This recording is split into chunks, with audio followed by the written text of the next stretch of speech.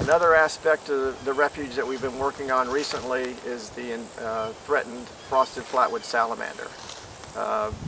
They were listed in 1998 as a threatened species. We knew we had them on the refuge. The state actually came through in the early to mid 2000s and documented them on the refuge, and we were told that they were doing pretty well here. So we didn't do much more, just continued our burning and management programs.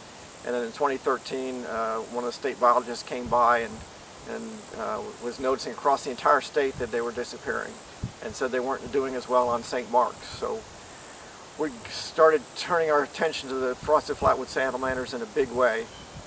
We worked with our partners with U.S. Geological Survey and started deciding what we could do for salamanders. We tried to increase our burning. We were actually set up some research ponds where we're doing some drift fences to collect adults and mark them so we can figure out the population dynamics.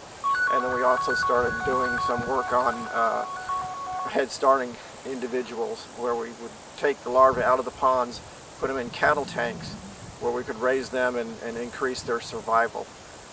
In natural wetlands, they're probably less than 5% of the larvae would survive. If we move them to the cattle tanks, we could increase that to 85, 90, 95%. So that was our target. It's a big lift, all that work. About that same time we were shifting into the salamanders, there was an opportunity to expand our internship program, which we had a couple interns here and there over the years, but we had a private donor come forward interested in funding interns. So we started hiring, first it's 6 interns a year, to 2 coming in at about every 3 or 4 months to fill out the program, and that really helped our salamander program, because it took a lot of work, a lot of hands-on to get this program going. And it's always been hard getting federal staff to do this. I remember even back in the 80s when I was here with Red Giddon, we were 2 biologists on St. Mark's Refuge.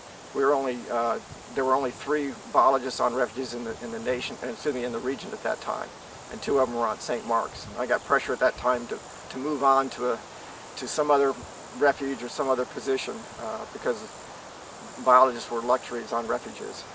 They still are. We're in short supply, but we need the staff to really do all the work we need to. So the internship program has been just wonderful for the refuge, and the support we've gotten from our friends group has just been tremendous in really advancing the recovery of the Frosted Flatwoods Salamander on St. Mark's.